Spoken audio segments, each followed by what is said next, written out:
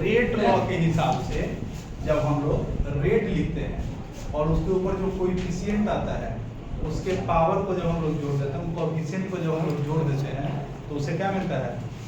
Order of reaction. First order का reaction अगर केवल एक रिएक्टेंट के कंसंट्रेशन पे डिपेंड कर रहा है, सेकंड ऑर्डर का रिएक्शन जो केवल दो कंसंट्रेशन पे डिपेंड कर रहा है, वो दो सिमिलर भी हो सकता है, अलग अलग भी हो सकता है, सेम भी हो सकता है, अलग भी हो सकता है। तीसरा थर्ड ऑर्डर, फिर उसके बाद जीरो ऑर्डर किसको बोलते हैं? जो कंसंट्रेशन पे डिपेंड नहीं करता। ऐसा होना नहीं चाहिए था कि रिएक्टेंट के कंसंट्रेशन पे ही डिपेंड नहीं करता है, लेकिन है क्या कि ऐसा रिएक्शन जो कैटालिसिस नेचर का है, वो भी कैसा कैटालिसिस? हेटेरोजेनियस। तो वो कैटलिस्ट के सरफेस पे जाकर बैठ जाएगा। तो एक बार कैटलिस्ट का सरफेस क्या हो गया? फुल हो गया, उसके बाद चाहे कितना भी रिएक्टेंट पहले में बचा हुआ है उससे उसको कोई अंतर नहीं होता, तो वो कंसंट्रेशन पे डिपेंड नहीं करता। फिर इसके बाद फ्रैक्शनल ऑर्डर रिएक्शन किसको बोलते हैं? एक ऐसा रिएक्शन जो फ्रैक्शन हो रहा है। हम लोग पढ़े हैं कि कभी भी रिएक्शन जो है वो उसका फ्रैक्शनल पार्ट नहीं हो सकता, कंसंट्रेशन का हो सकता है लेकिन रिएक्टेंट का पार्ट नहीं हो सकता फ्रैक्शन। तो ये क्यों ऐसा दिक्कत हो रहा है? फ्रैक्शनल पार्ट क्यों आ रहा है? फ्रैक्शनल पार्ट इसीलिए आ रहा है क्योंकि हम लोग सोच रहे हैं कि रिएक्शन सिंगल स्टेप का है, जबकि रिएक्शन क्या है? मल्टीपल स्टेप है। तो मल्टी स्टेप में भी जो स्लोएस्ट स्टेप होगा उसके बेसिस पे रिएक्शन का ऑर्डर लिखा जाएगा। नहीं फिर उसके बाद क्या है? यूनिट्स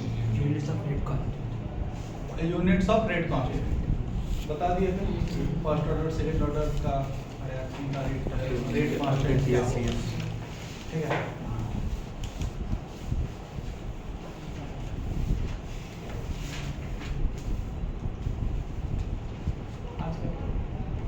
आज पढ़ो मॉलिक्यूलैरिटी ऑफ रिएक्शन। टॉपिक क्या आएगा? मॉलिक्यूलैरिटी of reaction.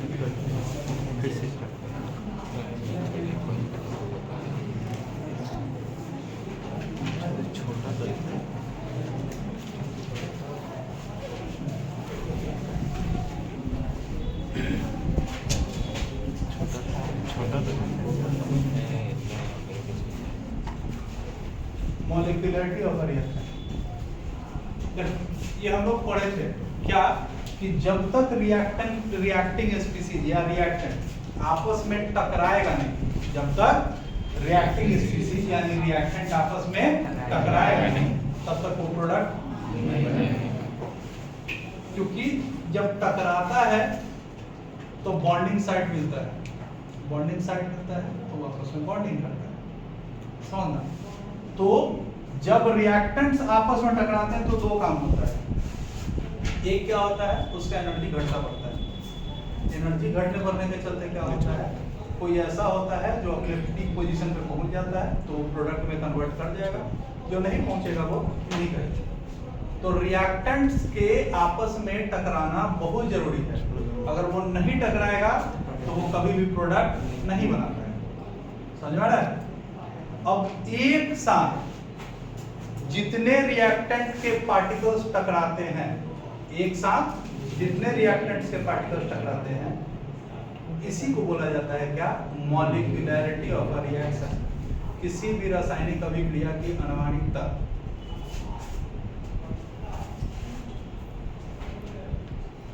The number of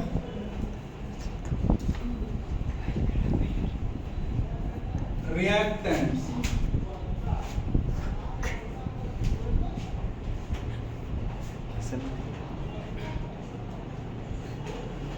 colliding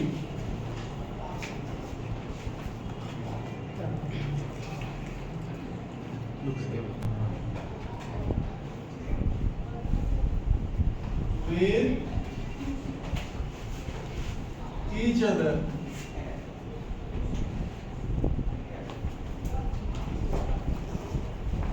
is known as reaction। क्या बोल रहा है कि एक साथ रिएक्टेंट के कितने पार्टिकल्स आपस में टकरा रहे हैं, प्रोडक्ट बन रहा है कि नहीं बन रही बात कर। खाली आपस में टकरा कितना रहा है, और अभी ये मान के चलना है कि जितने पार्टिकल्स टकरा रहे हैं वो सारे प्रोडक्ट में कन्वर्ट हो जा रहे हैं, जबकि ऐसा होता नहीं है। जितने पार्टिकल्स टकरा रहे हैं अगर वो सारे के प्रोडक्ट में कन्वर्ट कर जाते तो रिएक्शन का रेट बहुत ज़्यादा होता है, लेकिन ऐसा नहीं होता है। जो भी टकराते हैं उसका मैक्सिमम कन्वर्ट कर पाता है प्रोडक्ट में, लेकिन कुछ ऐसे ही पार्टिकल्स होते हैं जो प्रोडक्ट में कन्वर्ट नहीं कर पाते। ठीक है, तो हाँ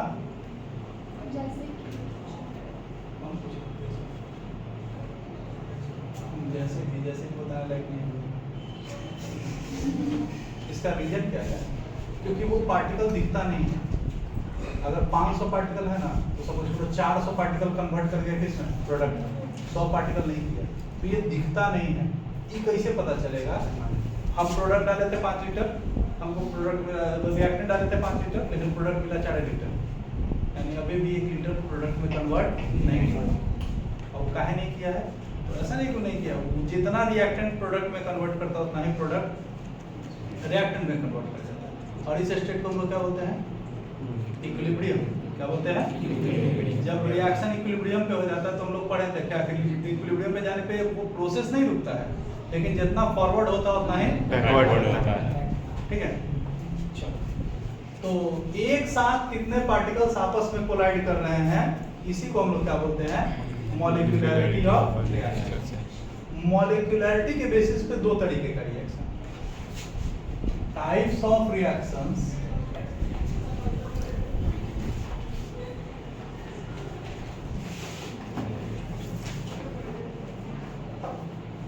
on the basis of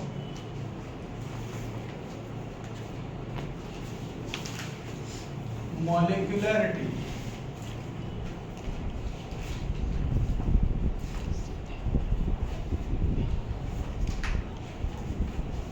मॉलिक्यूलैरिटी के बेसिस पे कितने तरह के रिएक्शन, कितने तरह के?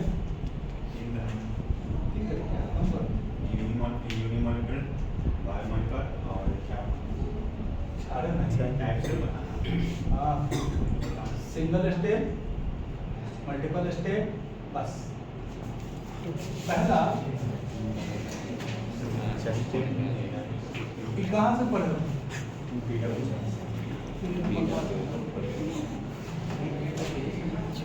टॉपिक कहाँ आएगा? ये टॉपिक कहाँ आएगा? पहले ये जो तुम बोल रहे हो ना यूनिमॉलिक्यूलर, ये इसको हम लोग बोलते हैं, कल ही इसको पढ़ा है नहीं हो? SN1 रिएक्शन और SN2 रिएक्शन, ये इसका है ही नहीं। ये कहाँ का टॉपिक है? ये है हलोकेन्स और हलोडिन्स का टॉपिक, ऑर्गेनिक। ठीक है, single step reaction. Single step reaction किसको बोलते हैं? एक ऐसा रिएक्शन जो एक ही स्टेप में कंप्लीट हो जाता है। मॉलिक्यूलरिटी के संदर्भ में कैसे बताएं? एक ऐसा रिएक्शन जिसके सारे रिएक्टेंट्स एक ही बार में टकराए और कन्वर्ट कर जाए किसमें? प्रोडक्ट में। यही तो होता है सिंगल स्टेप, सारा रिएक्टेंट कन्वर्ट कर गया किसमें? प्रोडक्ट में। और ये तभी संभव है जब सारा रिएक्टेंट एक के साथ क्या कर जाएगा? टकरा जाएगा। A reaction in which all reactants collide at the same time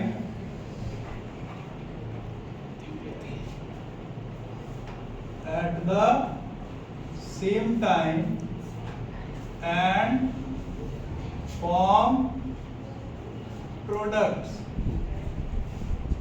is known as single step reaction। और जो सिंगल स्टेप रिएक्शन होते हैं उनके मॉलिक्यूलरिटी कहां तक होगा? 1, 2, 3 या maximum 4।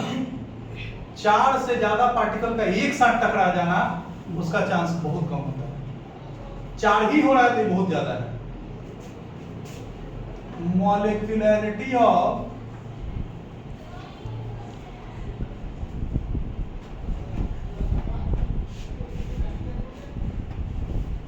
single step reactions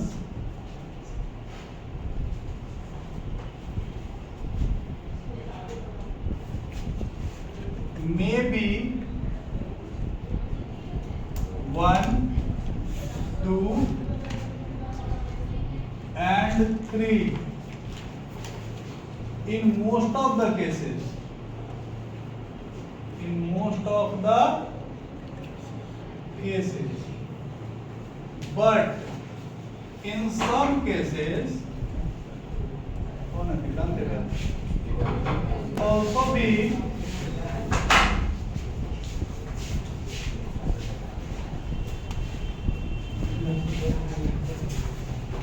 molecularity किसी भी रिएक्शन का क्या हो सकता है, सिंगल स्टेप रिएक्शन का क्या क्या हो सकता है, 1, 2, 3, लेकिन कुछ केस में 4 भी होता है। ठीक है,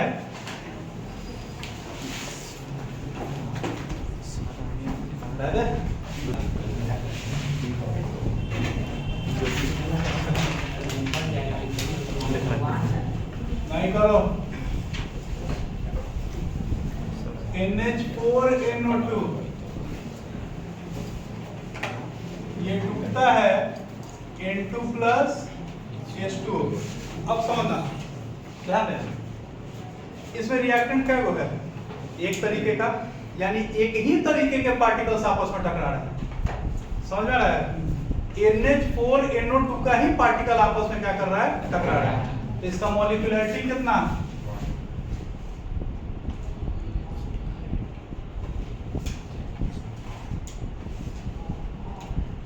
मॉलिक्यूलरिटी 1।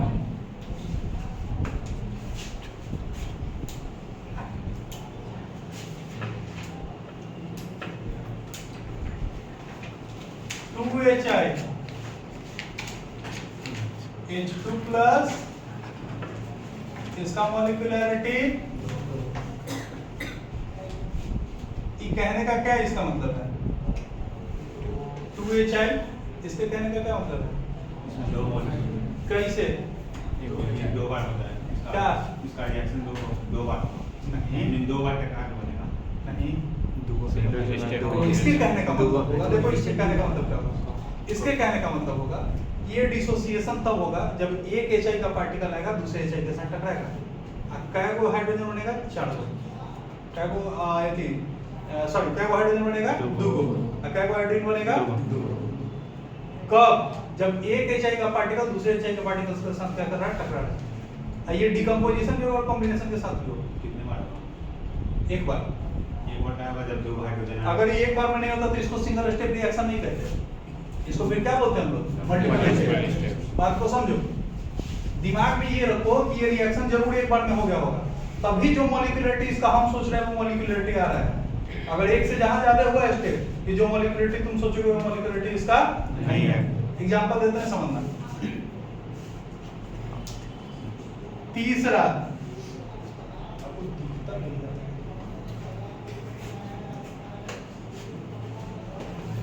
2FeCl3 plus SnCl2,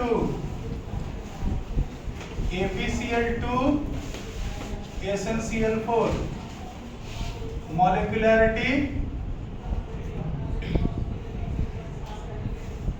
दो FeCl3 का पार्टिकल और एक SnCl2 का पार्टिकल जब टकरा रहा है तब जाके प्रोडक्ट बन रहा है, तो मॉलिक्यूलरिटी इसका कितना हो गया, 3। ठीक है, इसके बाद आइए मल्टीपल स्टेप रिएक्शन या multi step reaction. Multi step reaction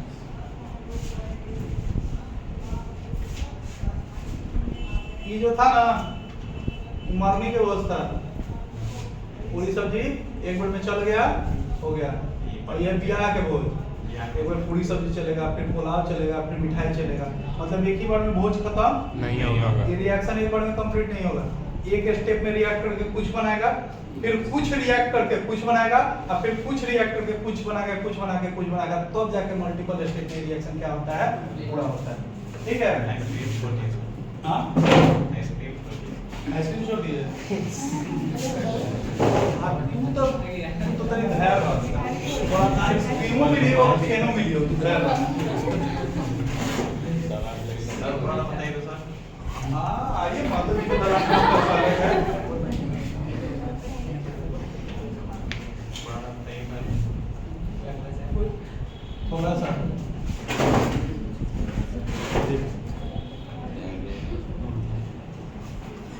कहाँ गए थे? पहला हाँ? ऐसा कौन सामान था जो 8 बजे के बाद नहीं मिल रहा है? खाने वाला भूजा 8 बजे के बाद नहीं मिलेगा। 8 बजे के बाद नहीं मिलेगा। गलत नहीं, सामान गलत है। स्पेशल दुकान से लेते हैं 7 बजे बाद बंद हो जाता और रिएक्शन जिस तरह तुम बैनर लगाते हो ना, शुद्ध गाय का दूध लेके जाइए वो शुद्ध भूजा खाता होगा, नहीं समझे? है। शुद्ध पढ़ाएंगे। A reaction in which all the reactants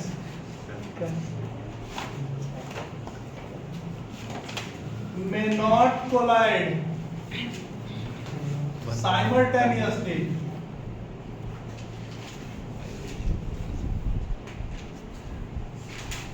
to form products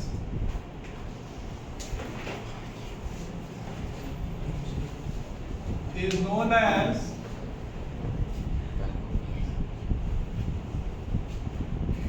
multiple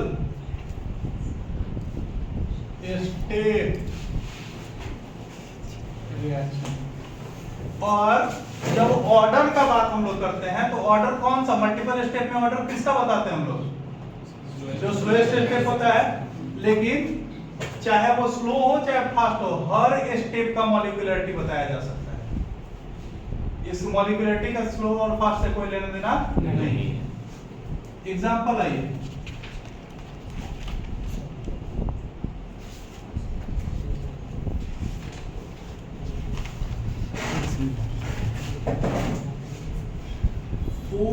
HBr plus O2 2H2O plus HBr plus 2Br2 4HBr plus O2 2H2O plus 2Br2।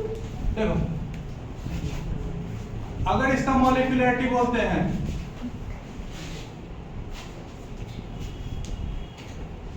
कितना तरीके का, कितना होगा मॉलिक्यूलरिटी इसका? इसका 4, इसका 5। अब सोचो क्यों मॉलिक्यूलरिटी 5 पॉसिबल नहीं है? सोचना, एक बॉल एटम का शेप कैसा होता है? स्फेरिकल। एक एटम है स्फेरिकल, सब भाग रहा है, सब क्या कर रहा है? इस एटम का 5 अलग अलग एटम से टकराने का संभावना कितना होगा? एक साथ ऐसा देखो, ये क्या है? ये है 5 अलग अलग एटम इसके साथ आके टकरा रहे हैं, जबकि वही 5 भाग रहा है, ये वो भाग रहा है। इसका चांस क्या है? बहुत कम, ना के बराबर। इसीलिए कभी भी मॉलिक्यूलरिटी 4 से ज्यादा तो शायद कहीं देखने को मिलता है। हाँ, 2 होने का चांस है, वो नहीं होने से टकरा के संभव है। अब देखो, जब एक सैंपल देखा जाता है मॉलिक्यूल का, तो उसमें एगो 2 एटम नहीं होता है, बहुत सारा एटम होता है। तो टकराने का चांस देखो, एक तो अपने साथ भी टकरा रहा होगा, दीवार के साथ भी टकरा रहा होगा, कंटेनर के, फिर उसके साथ उसके बाद अलग अलग एटम के साथ भी टकरा रहा होगा। तो अलग अलग एटम के साथ टकराने का चांस जो होता है वो बहुत कम होता है। ठीक है, और कंडीशन ये है कि टकराएगा एक अभी और एक बाद में नहीं, सब एक के साथ टकराना चाहिए। इसीलिए जैसे जैसे मॉलिक्यूलरिटी बढ़ते जाता है, वैसे वैसे रिएक्शन के होने की संभावना क्या होती जाती है? कम। काहे? कि चांस ही नहीं है, बहुत कम चांस है कि पार्टिकल एक के साथ आकर उतना टकरा सके, इसलिए मॉलिक्यूलरिटी उतना होता नहीं। अब जैसे इसी रिएक्शन को देख लो, इस रिएक्शन में 4 गो HBr का मॉलिक्यूल आना चाहिए, 1 2 3 4, एक ऑक्सीजन आना चाहिए। बनना क्या चाहिए? 2 गो प्रोडक्ट। क्या बनना चाहिए तो बात का बात है, लेकिन 4 गो हाइड्रोजन ब्रोमाइड और 1 गो ऑक्सीजन, ये पांचों एक साथ टकराना चाहिए। इसके होने का संभावना हमको क्या पता? तो जब इसका मॉलिक्यूलरिटी एक्सपेरिमेंटल वैल्यू से निकाला गया तो देखा गया कि मॉलिक्यूलरिटी कभी भी 2 से ज्यादा आया ही नहीं। मॉलिक्यूलरिटी इसका 2 से ज्यादा आया नहीं, तो काहे नहीं आया? तो बोलेगा कि जरूरी रिएक्शन एक स्टेप में नहीं हुआ होगा। ये रिएक्शन कितने स्टेप का है? Multiple step. ठीक है, क्या क्या बना है?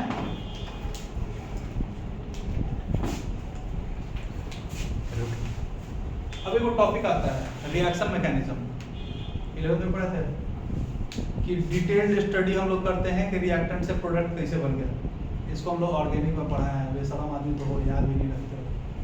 तो उसको हम लोग क्या बोलते हैं, रिएक्शन मैकेनिज्म। मुंह उठा के आना है ड्रोन छाप लिया और जाना है होशियार चंद बन के, आज तो हम जंग जीत के आ गए। खाना दे माई पौड़ के लिए हुआ का थी मुझे पता बा। ऑर्गेनिक का 11th का तुमको 2 चैप्टर पढ़ाए थे, कुछ याद नहीं है? इलेक्ट्रोफाइल न्यूक्लियोफाइल ये सब भी कुछ पता नहीं होगा। आइए महतो जी के दलान में आपका स्वागत है।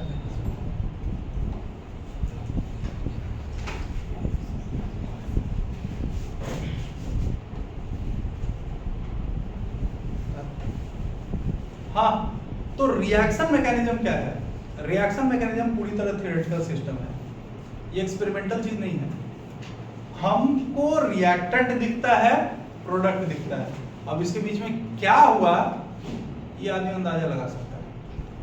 जैसे कि घर से निकला है 4:30 में, अब कोचिंग आया है 6:45 में, तो हम उम्मीद कर सकते हैं कि घर से निकला होगा, 150 पॉकेट में होगा, बैठ के कहीं सट्टा खेला होगा, मांग पत्ती कुछ जीता होगा, कुछ हारा होगा, इनमें लग गया समय।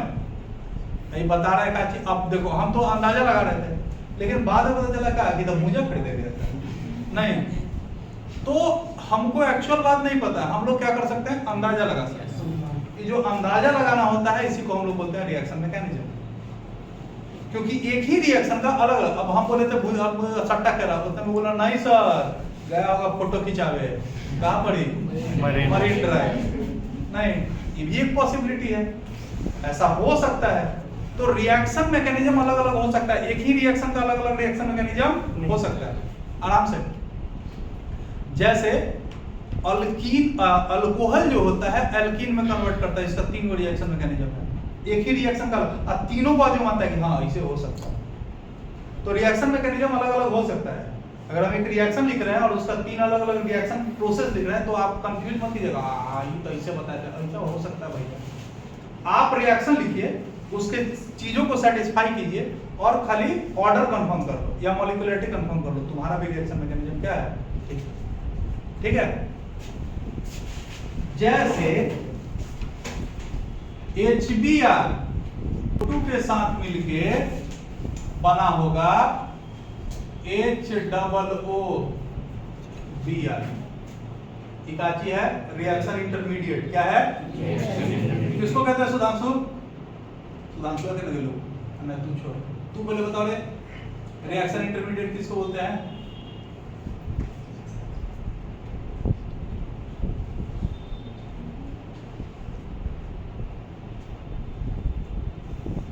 हाँ, एक रिएक्शन होने के बाद जो प्रोडक्ट बने जो कि स्टेबल नहीं है और वो आगे जाके भी प्रोडक्ट बनेगा, उसको हम क्या बोलते हैं, रिएक्शन इंटरमीडिएट, ठीक है। And reaction intermediate can't be stable compound, ये कभी भी स्टेबल नहीं हो सकता, क्योंकि अगर ये स्टेबल होगा ना तो फिर आगे रिएक्शन को फॉरवर्ड नहीं करेगा। उसका काम क्या है? इसका काम होता है प्रोडक्ट, एक रिएक्टेंट को प्रोडक्ट में कन्वर्ट करवाना अपने थ्रू। वही तो हम भी बोले, अगुआ वही तो हम भी बोले करता है रिएक्शन जो आइटम या जो एलिमेंट को मिलाने में नहीं, अरे ये मिलने के चलते ही बना है, इन दोनों के मिलने के चलते ही बना, ये बाहर से नहीं आता है। इसका मॉलिक्यूलरिटी देखो तो रिएक्शन बैलेंस है, हाँ मॉलिक्यूलरिटी कितना, मॉलिक्यूलरिटी 2 पॉसिबल है?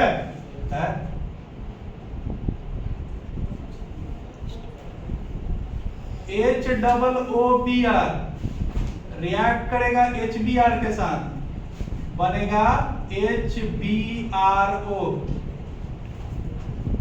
यो रिएक्शन, ऐसा कोई कंपाउंड एग्जिस्ट नहीं करता है।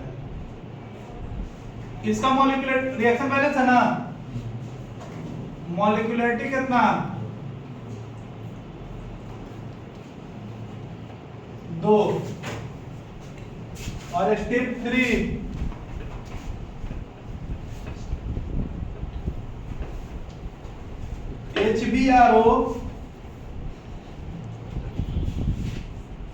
HBr के साथ रिएक्ट करेगा, बनेगा H2O अब प्लस Br2। रिएक्शन बैलेंस है,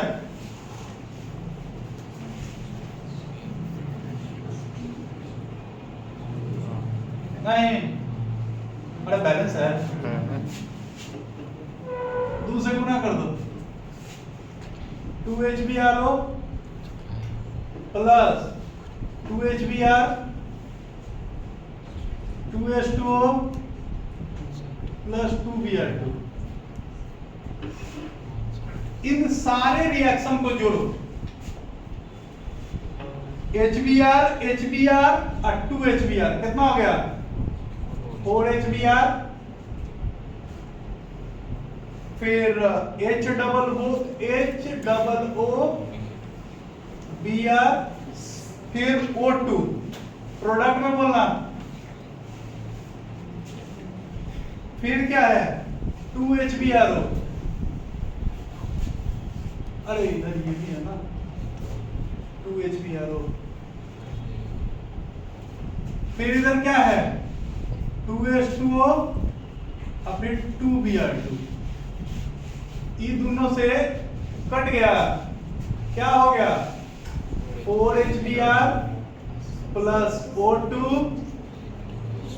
2H2O प्लस 2Br2।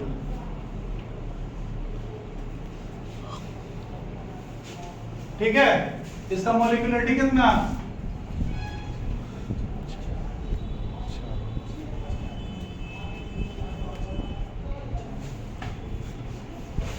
नीचे वाला सब ऊपर वाला रिएक्शन क्या है, बैलेंस है।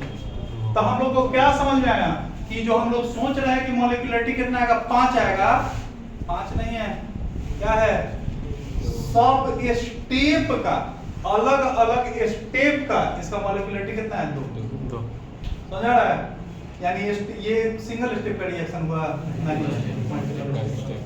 समझ आ गया, क्या समझ में आया कि अगर आप मॉलिक्यूलरिटी जो सोच रहे हैं वो मॉलिक्यूलरिटी नहीं आ रहा है, इसका मतलब कि आप गलत सोच रहे हैं, वो सिंगल स्टेप का रिएक्शन नहीं है, वो क्या है, multiple step.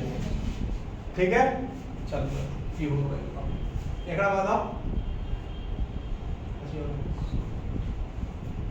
Determination of order of a reaction.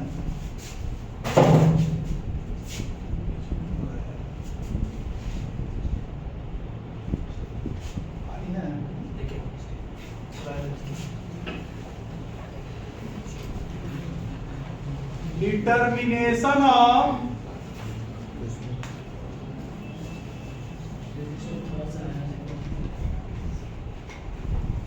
order of a reaction.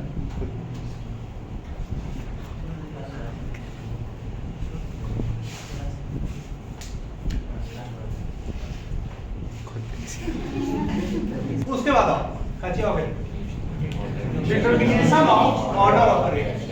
अभी हम लोग पढ़ते ना फर्स्ट ऑर्डर का रिएक्शन, सेकंड ऑर्डर का रिएक्शन, ये कैसे डिफाइन हुआ कि कौन से ऑर्डर का रिएक्शन, ये कैसे पता चलेगा, तो ये पता करने का 5 गो नियम है। देखो, पहला, following are the ways, following are the ways. पहला कौन सा, ग्राफिकल मेथड, पहला, दूसरा Ostwald isolation method,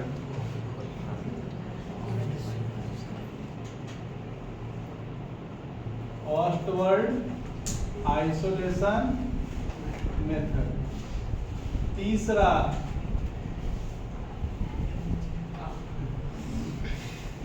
half life method, half life method, चौथा integrated rate law, integrated rate law method. एक और कुछ होता है,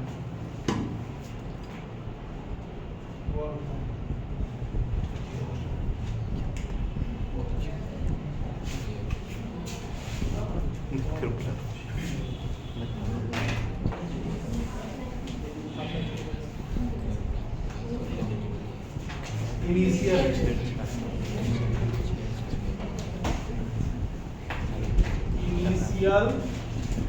रेट।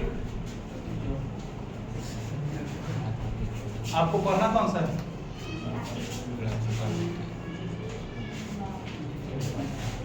बस बाकी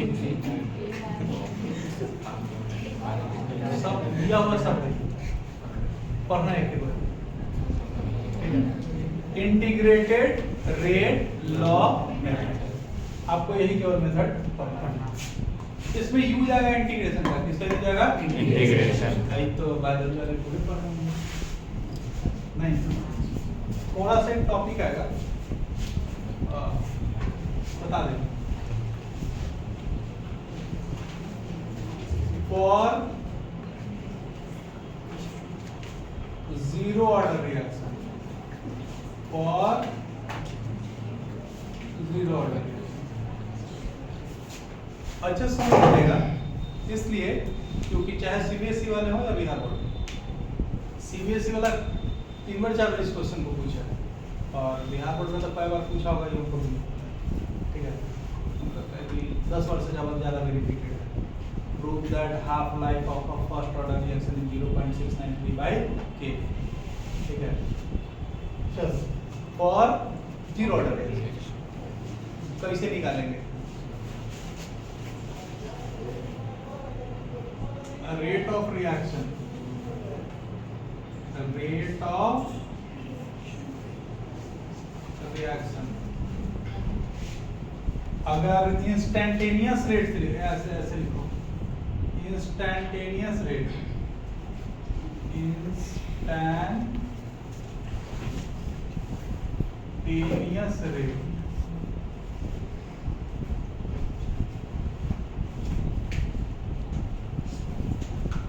कोई रिएक्टेंट था, ये कन्वर्ट कर गया किसमें? प्रोडक्ट में।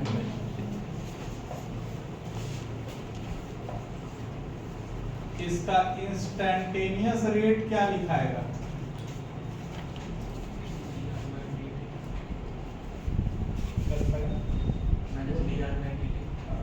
माइनस असूल से आएगा, minus D R by dt। ठीक, और रेट लॉसेस का क्या लिखिएगा? From rate laws. Rate laws से क्या लिखोगे? रेट बराबर के आर का पावर क्या है? जीरो। ये दोनों किसको एक्सप्रेस कर रहा है? रेट को। तो from 1 and 2, from 1 and 2 minus dr upon dt is equal to k r का पावर 0 होगा, यानी माइनस dr अपॉन dt। दुनिया में किसी चीज का पावर 0 उसका वैल्यू 1। तो ये कितना हो गया? k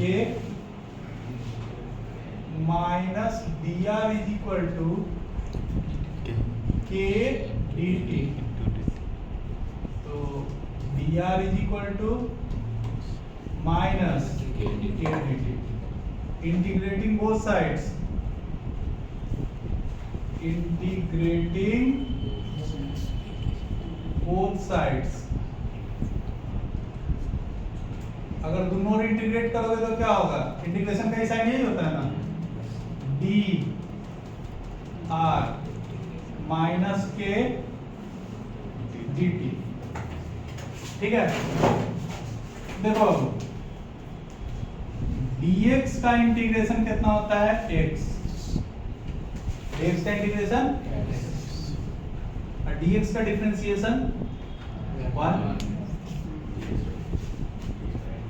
तो dr का इंटीग्रेशन क्या हो जाएगा r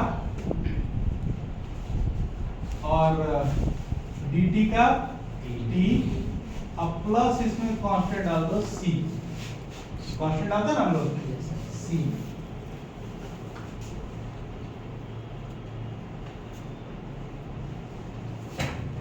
इसमें हमको c का वैल्यू पता है नहीं, तब एट t बराबर 0, एट t बराबर 0 जो रिएक्टेंट रहा होगा वो उसका इनिशियल कंसंट्रेशन हो गया होगा। ये R0 किसको रिप्रेजेंट कर रहा है? Initial concentration of reactant minus k into 0 plus c, R0 is equal to c, putting 4 in 3, putting 4 in 3 क्या हो जाएगा बताओ? R is equal to minus KT plus R0 हो जाएगा। तो KT बराबर इधर आएगा R0 माइनस R, T बराबर R0 minus R upon T, नहीं K, और K is equal to R0 minus R upon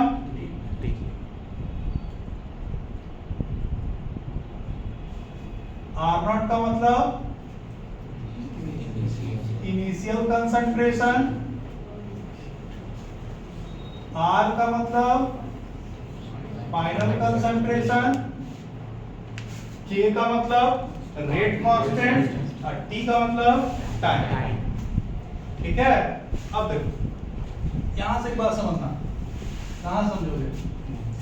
वहां से we know that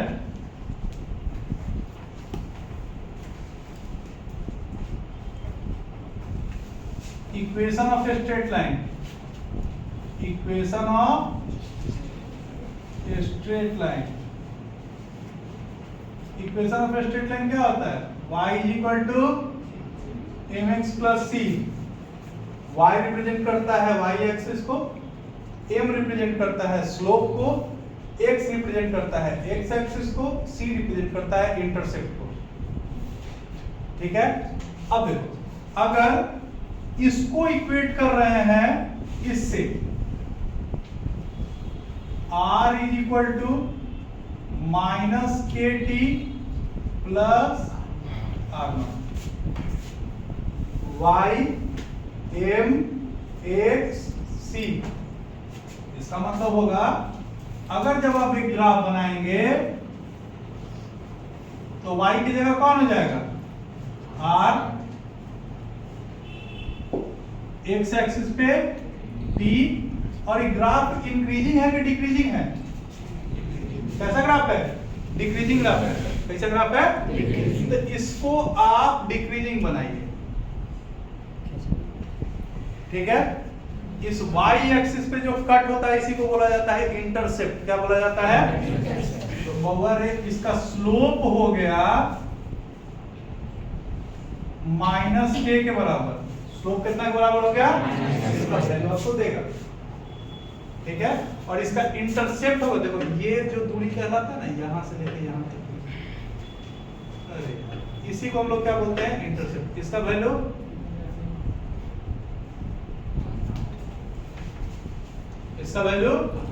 मतलब कोई इनिशियल कंसंट्रेशन था, ये क्या था? और धीरे धीरे इसका कंसंट्रेशन क्या हुआ है? डाउन। कब? जब टाइम बढ़ा है तब। समझ आ रहा है?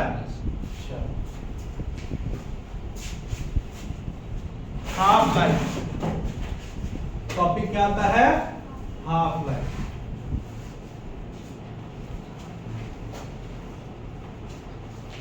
हाफ लाइफ किसको बोलते हैं? वो समय जिसमें रिएक्टेंट का आधा कंसंट्रेशन कन्वर्ट कर गया है किसमें? प्रोडक्ट में। वो समय जिसमें रिएक्टेंट का आधा कंसंट्रेशन कन्वर्ट कर गया है किसमें? उसको क्या बोलते हैं? Half life of a reaction.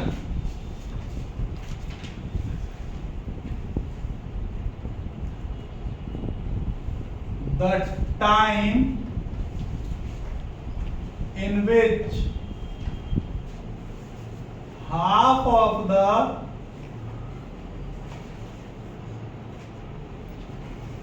concentration of reactant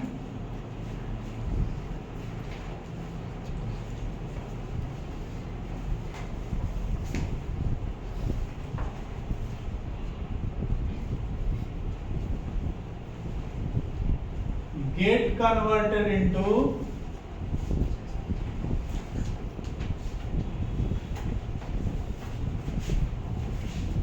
product is known as half-life of a reaction। वो टाइम जिसमें रिएक्टेंट का आधा कंसंट्रेशन कन्वर्ट कर गया किसमें? प्रोडक्ट में, उसको क्या बोलते हैं? Half life. इसको रिप्रेजेंट किससे करते हैं? It is represented by T half. किससे रिप्रेजेंट करते हैं? Half life of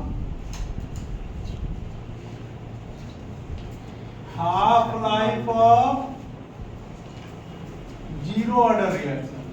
half life of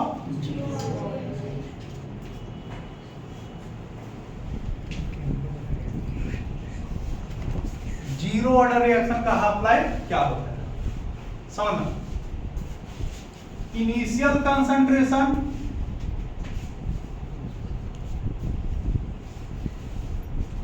are naught. अच्छा, हाफ लाइफ को ऐसे समझो,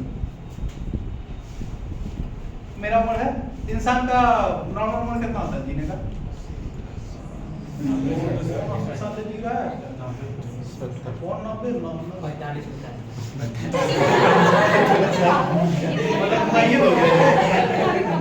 मतलब वो क्या बताना चाह रहे थे? एक्स्ट्रा जी रहे हैं।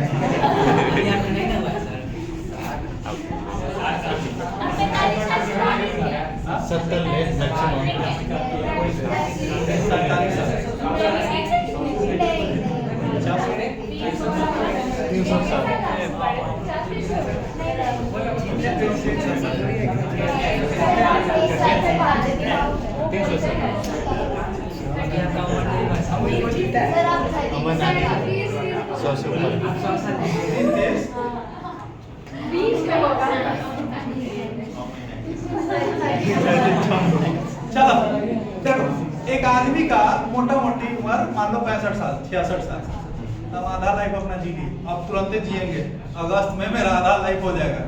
नहीं, 33 साल तो 33 दूनी 66।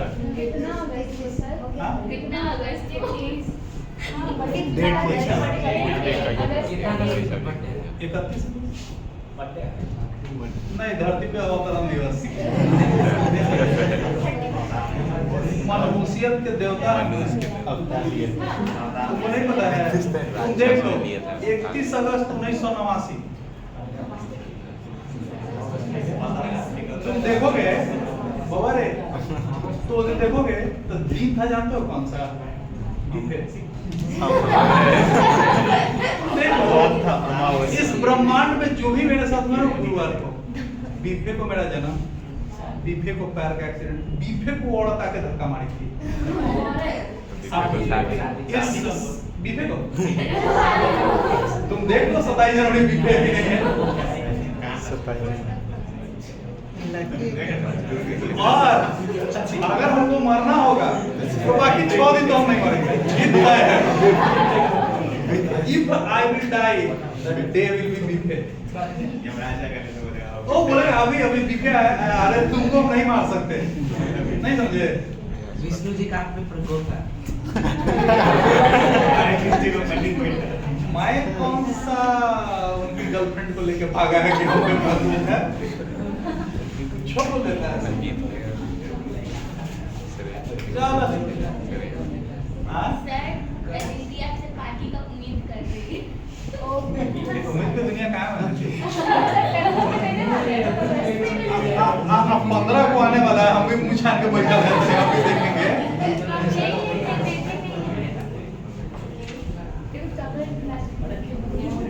हम एकदम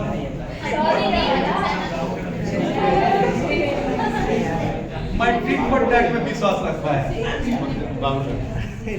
चलो मतलब अभी अभी अरे हैं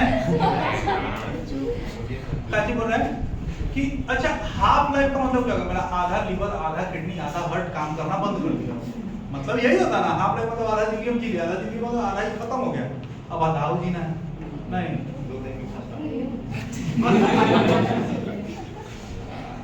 देख इसके लिए 4 दिन फिर बोल देंगे, फिर तुमको बुरा लग जाएगा। इसलिए पवन सिंह को बड़ा अच्छा बता रहा, खेसारी लाल जानते हो क्या मतलब कि अभी तो जेकर साथ नाच रहा लगता है जैसे लड़का के साथ नाच रहा, तो वो बोला ना बाकी लोग तो अभी सोएरिये में से निकला है, नहीं समझते हो?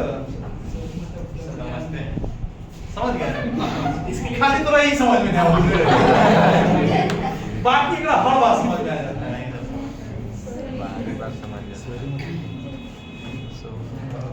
बस बस माता रह दीजिए, दिमाग पे जोड़ दीजिएगा।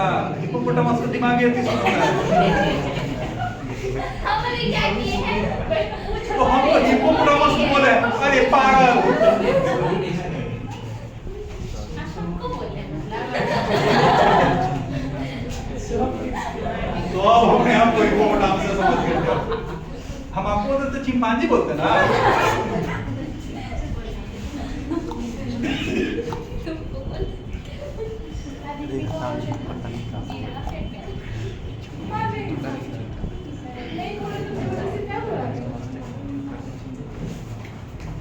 इनिशियल कंसंट्रेशन कितना था?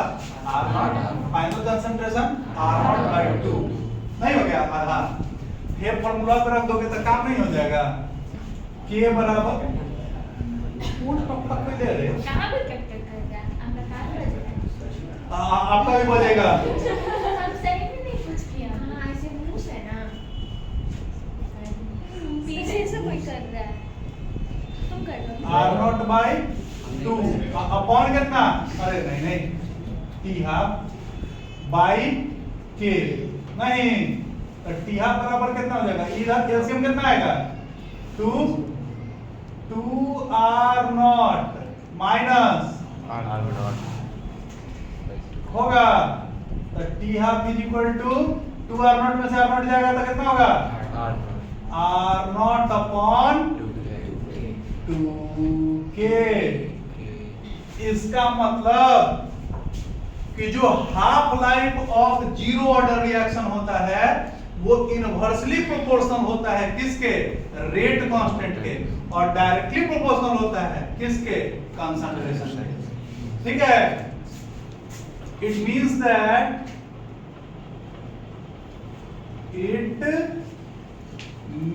That half life of zero order reaction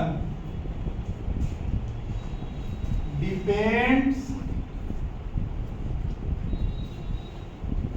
directly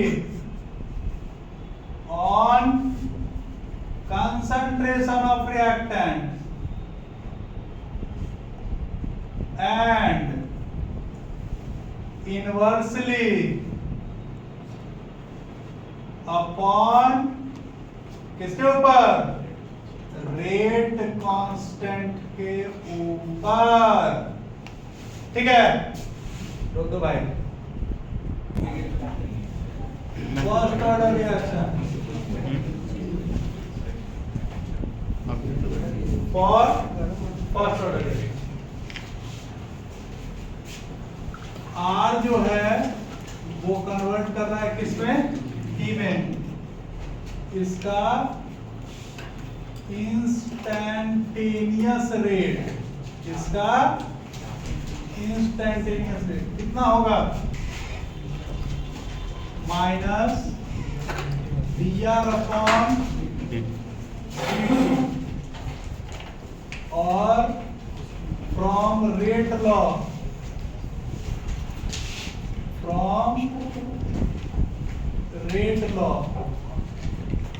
rate बराबर क्या होगा, के आर का power 1 from 1 and 2,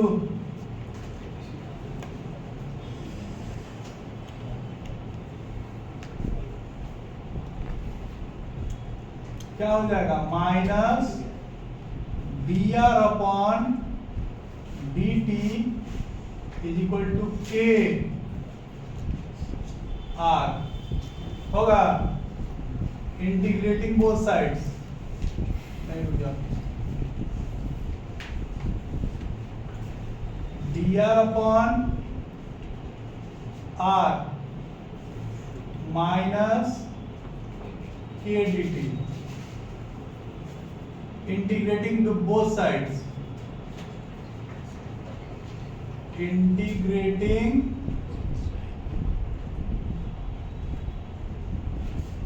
both sides, दोनों इंटीग्रेट करोगे तो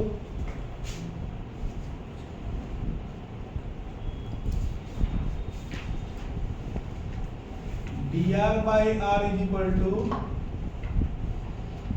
के कांस्टेंट है उसको कहाँ निकाल लिया, बाहर। अब एक टॉपिक आता है क्या, dx बाई x का इंटीग्रेशन होता है log x, एलओजी नहीं एलएन, मैथ्स में एलओजी लिख देते हैं, तो इसका क्या होगा, log x प्लस c, अच्छा यहाँ आ रहा है, तो log r dt का minus K T plus C,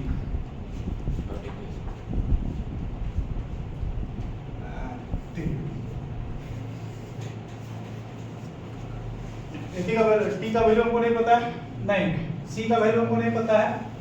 when t is equal to 0, when t is equal to log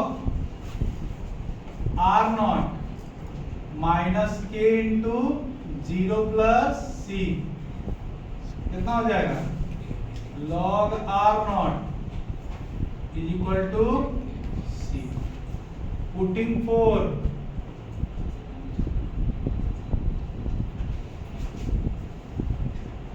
in 3,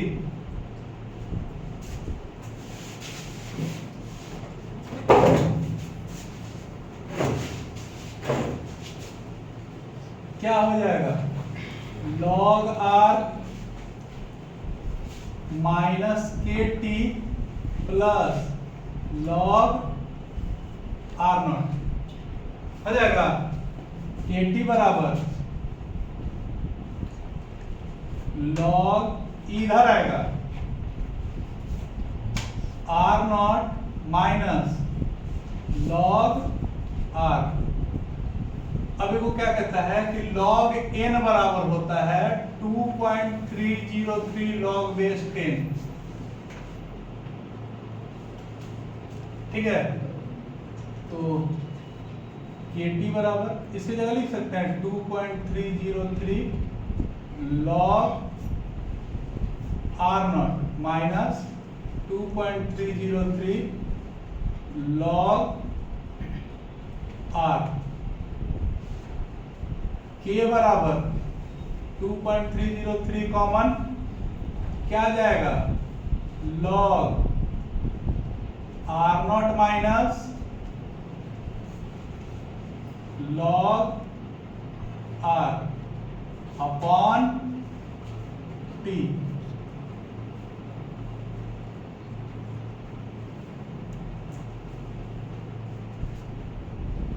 log u minus log v क्या होता है? log u by v, log u by v, r naught upon r by t, और t बराबर 2.303 log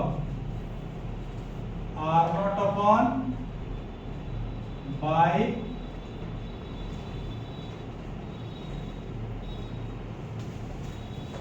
ठीक है। Half life of first order reaction,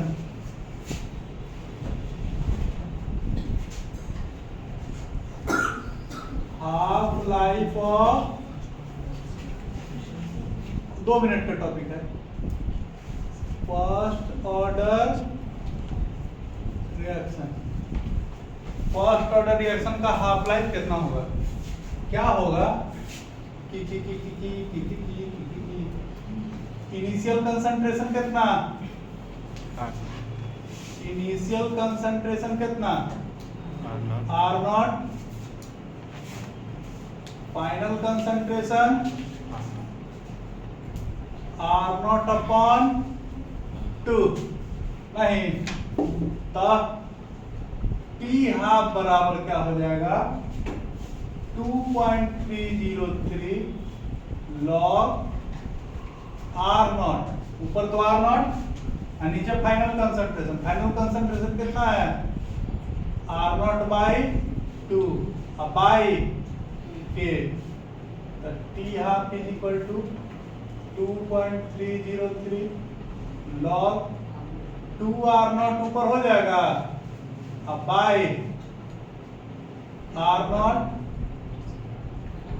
से R naught, T half is equal to 2.303 log 2 का तनी वैल्यू देखना होगा। अब अरे जल्दी करो, 301 टी हाफ जल्दी देखो, 2.303 इंटू नेट किसी बात नहीं है, सबके बाद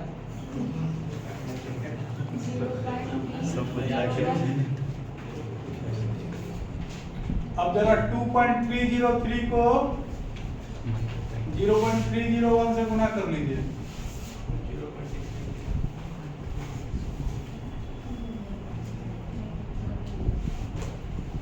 T half is equal to 0.693 by K, यानी जो हाफ लाइफ होता है किसका?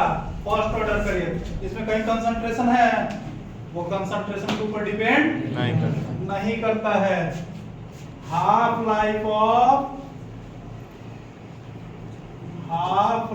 Of first order reaction does not depend upon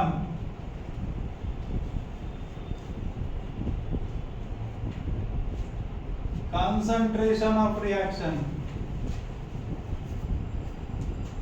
not reaction, reactant, ठीक है। यानी कतनो चीज डालो उसका हाफ लाइफ का वैल्यू क्या होगा? फिक्स होगा। कब? अगर रेट कांस्टेंट क्या होगा? फिक्स होगा, ठीक है। वो कंसंट्रेशन पे डिपेंड,